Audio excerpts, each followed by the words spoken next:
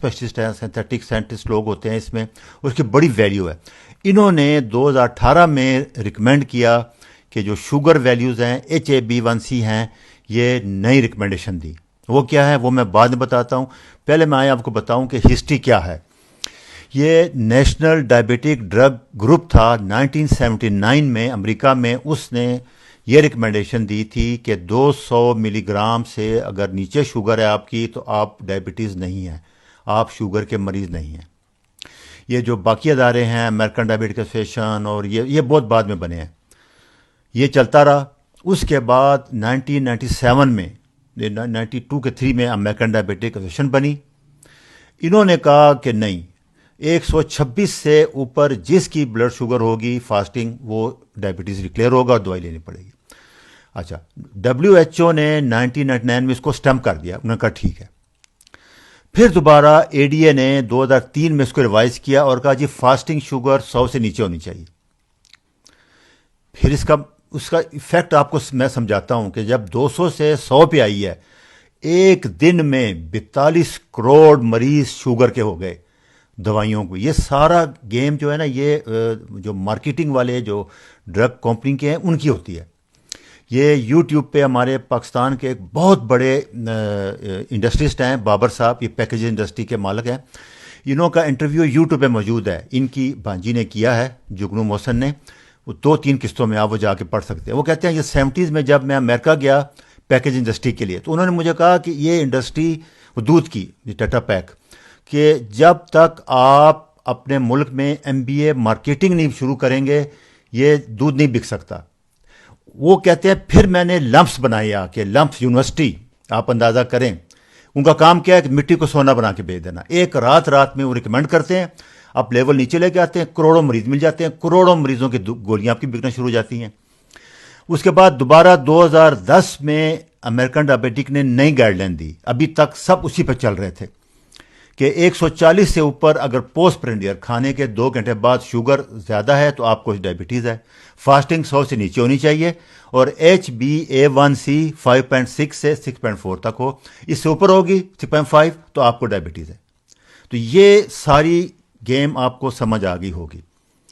अच्छा, इस दौरान एक साइंटिस्ट थे डॉक्टर जेरार्ड, इनको जेरी कहते थे। ये शुरू दिन से 60 से अपना एक नज़रिया पेश कर रहे थे कि टाइप 1 डायबिटीज़ में इंसुलिन कम होती है, टाइप 2 में ज़्यादा होती है, तो इसलिए आप इंसुलिन बनाने वाली दवाइयाँ जैसे डायनिल है, डाइमाक्रान है, ग्लेबिसाइड है, ये ना दें और इंसुलिन भी ना दें टाइप 2 मरीज़ को। देखो कोई बात मान नहीं रहा था, तो वो कहते थे नहीं टाइप 2 में ज़्यादा होती है। आखिर उन्होंने 1989 में इंसुलिन रेजिस्टेंस का एक बड़ी स्टडी पेश की, उससे सारा कुछ ज़रा हिल गया थोड़ा सा, लोग सोचने पे मजबूर हो गए कि उन्होंने कोई कितने हज़ार मरीजों का फास्टिंग इंसुलिन लेवल टेस्ट कराया। बड़ी आसान सी बात थी, आप कह रहे हो कि इंसुलिन देनी है, इंसुलिन कम है, ये कह रहे थे कि नहीं इंसुलिन ज़्यादा होती है, तो सिंपल था कि आप मरीज़ का जाके फास्टिंग लेवल चेक करा लो, वो ज़्यादा आया। इन्होंने बताया कि जी इंसुलिन ज़्यादा है टाइप 2 में, मेरी बात रखें, टाइप 1 में तो कम होती है, ठीक है, टाइप 2 में इंसुलिन ना दें, इंसुलिन रेजिस्टेंस है, काम नहीं कर रही, ये इनकी थ्योरी थी। उससे इतना प्रेशर पड़ा कि फिर ये सारे मजबूर हुए। फिर ये 5 बड़े बड़े ट्रायल हैं, कॉर्ड, एडवांस, यूकेपीडी वैट, ये 1998 में ट्रायल शुरू हो गए। ये चलते रहे 2008, 9, 10 तक चलते रहे। इसके मैं एक और ट्रायल का आपको एक बताता हूँ। इन्होंने इसमें कहा था जी हम HbA1c 6 से नीचे रखेंगे और ब्लड शुगर 150 से नीचे रखेंगे रैंडम। उसके लिए इन्होंने इंसुलिन दी और दवाइयाँ दी, और दूसरा ग्रुप था जिसमें कुछ नहीं दिया, सिर्फ उसको दी ग्लूकोफेज दी, मेटफॉर्मिन। 22% डेथ ज़्यादा हो गई इस ग्रुप में जिसमें इंसुलिन दी गई, जिसमें टाइट कंट्रोल किया गया, हीमोग्लोबिन A1c 6 से नीचे रखने की कोशिश की गई। 36% कार्डिक वास्कुलर डिजीज ज़्यादा हो गई। और हुआ क्या दूसरा, 10 kg वेट बढ़ गया। जैसे कि हम पहले दिन से कह रहे हैं आपको कि मोटापा, इंसुलिन रेजिस्टेंस, वेट बढ़ने से सारा मसला होता है, और इंक्रीज फ्यूल टेंशन, बहुत से प्रॉब्लम हो गए इन लोगों को। तो उसके बाद आप अंदाज़ा करें, फिर ये कॉलेज ऑफ फिजिशियन बैठा कट्ठा सर जोड़ के 5-6 साल तक सारी स्टडी रिव्यू करता रहा। 2018 में इन्होंने ये गाइडलाइन दी कि 60 साल से ऊपर, 50 साल से ऊपर मरीजों को तो दवाई देनी कोई नहीं है आपने शुगर की, 250 से अगर नीचे हो, और हीमोग्लोबिन A1c 7 से 8 के दरमियान रखें। اس کا مطلب 8 ہیموگلوبن کا مطلب ہے 220 ملی گرام شوگر. کوئی دوائی نہ دیں, لائف سٹائل چینج کریں. یہ ایک ریکمنڈیشن تھی کہ 250 سے نیچے جس کی شوگر ہے اس کو ڈائبٹیز نہیں ہے. یہ ان کی ریکمنڈیشن آئی 2018 میں. تو اس سے اس کا عام آدمی کو پتہ ہی نہیں چلا, اس کو سمجھ نہیں آئی کیا ہو رہا ہے. اس سے 70% مریض جن کو آپ شوگر کہہ رہے تھے, ڈائبٹیز کہہ رہے تھے, وہ ڈائبٹیز مریض نہیں تھے, رات رات نکل گئے. تو دوائیوں کی کمپنی کی ساروں کی سیل 70% کم ہو جانی تھی, اس لیے وہ کسی نے بھی اس کو نہیں مانا. اور المیہ یہ ہے کہ یہ ڈیوٹی میری تو نہیں تھی, میں تو تھا سرجن. یہ ہمارے جو فزیشین ہیں, جو پروفیسر ہیں میڈیسن کے, بڑے بڑے ریسرچ پوسٹ ہوتی ہے, وہ پریکٹس بھی کر رہے ہیں, لاکھوں روپے لے رہے ہیں, انہوں نے اس پہ اعتراض کیا ہی نہیں. یا تو آپ اس کو ریجیکٹ کر دیتے یا پھر مان لیتے, یہ ان کا ڈیوٹی تھی. بہرحال انہوں نے نہیں کیا, مجبور ہو کے میں 1 سال تک اس کو ویریفائی کرتا رہا, اور پھر میں نے دوبارہ کیا.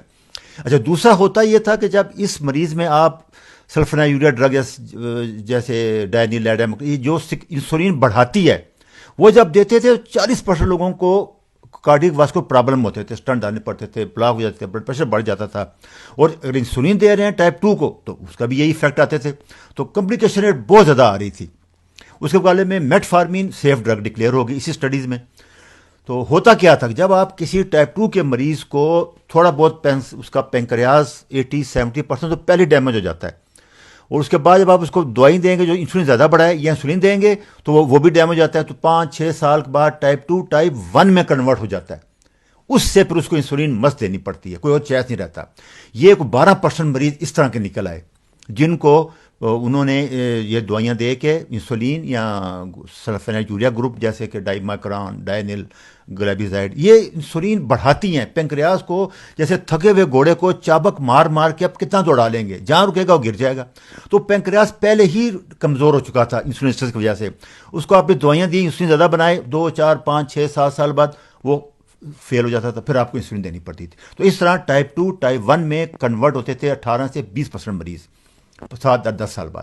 اچھا, اسی دوران آپ دیکھیں کارڈیک ویسن والی پیچھے کہاں رہتے, انہوں نے بھی بلڈ پریشر کو ریوائز کر دیا. 97 سے پہلے 160-100 کے اوپر دوائی کوئی نہیں دیتے تھے. وہ کہتے تھے کہ لائف سٹائل چینج کرو, جیسے ہم کہتے ہیں کیٹو ڈائٹ ہے, ایکسرسائز ہے, فاسٹنگ ہے. 1997 کے بعد انہوں نے 140-90 کر دیا. اس کے بعد 2003 میں, 2013 میں کہ 14 میں کہ 15 میں انہوں نے 120-80 کر دیا, اور ابھی وہ 115-75 کرنے کا سوچ رہے ہیں 2020 کے بعد. تو اس سے آپ اندازہ لگائیں تو ہوا کیا کہ اس کو جب آپ کم کرتے ہیں تو یہ دوائیاں, بنڈل آف دوائیاں دینی پڑتی ہیں. اصل جو کمپلیکیشن آ رہی ہیں آگے میں بتاتا ہوں آپ کو, وہ ان دوائیوں سے آ رہی ہیں.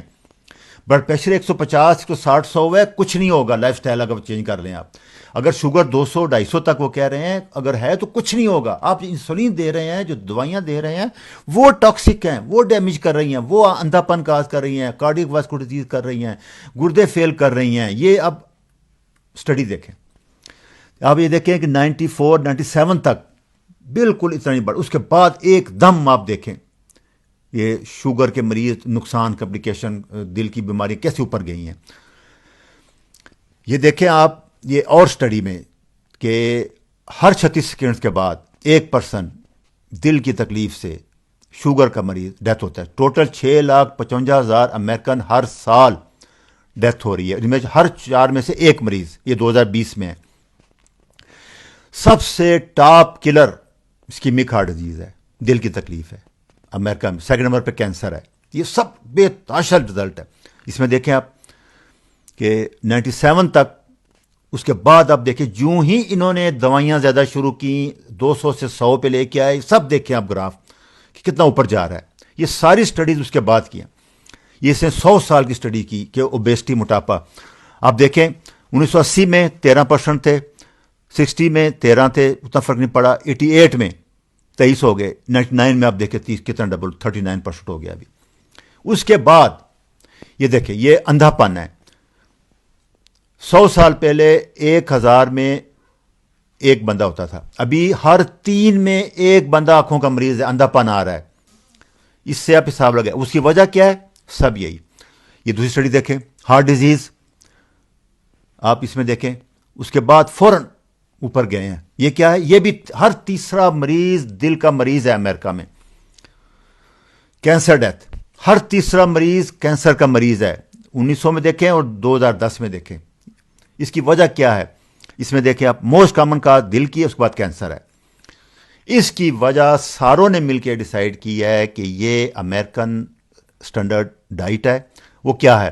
سب سے پہلے ویجیٹیبل آئل ہے، جس کا میں پیچھے ویڈیو میں بتا چکا ہوں کہ جتنے ویجیٹیبل آئل ہیں، کنولا ہے، سویا ہے، کارن ہے، سن فلاور ہے، یہ سارے ٹاکسک ہیں، یہ چھوڑ دیں. دوسرا شوگر ہے، تیسرا ریفائن کاربوہائیڈریٹ، میدا، بیکری آئٹم. تین مل کے ان ساری بیماریوں کا جتنی آپ نے دیکھی ہے اس کی وجہ ہے. یہ ٹی کیمبل ایک بہت بڑے نیوٹریشنل سائنٹسٹ ہیں، ان کے 300 زیادہ پیپر ہیں. یہ بل کلنٹن کی جو 5 سرجریوں کے بعد علاج انہوں نے کیا تھا ڈائٹ سے. یہ کہتے ہیں کہ فوڈ کو میڈیسن بناؤ، ڈائٹ کو. اور یہی بات میں ایک سال سے کہہ رہا ہوں، keto diet, low carbohydrate, moderate protein, high fat diet. اچھا، ابھی میں آپ میں آخر میں بتاتا ہوں کہ میں اپنے لیے میں نے کیا ریکمینڈ کیا ہے اس 2000 نیو گائیڈ لائن سے. اس سے پہلے لوگ کہتے تھے کہ فاسٹنگ بلڈ شوگر سب سے اچھی ہے. نہیں، یہ سب سے گندا ٹیسٹ ہے شوگر ٹیسٹ کرنے کے لیے. کیوں؟ کہ ایک ڈان فینومینا ہے. قدرت کا نظام ایسے ہے کہ 5-6 بجے کارٹیسول ہارمون آپ نے اٹھنا ہوتا ہے، دن میں اٹھنا ہوتا ہے.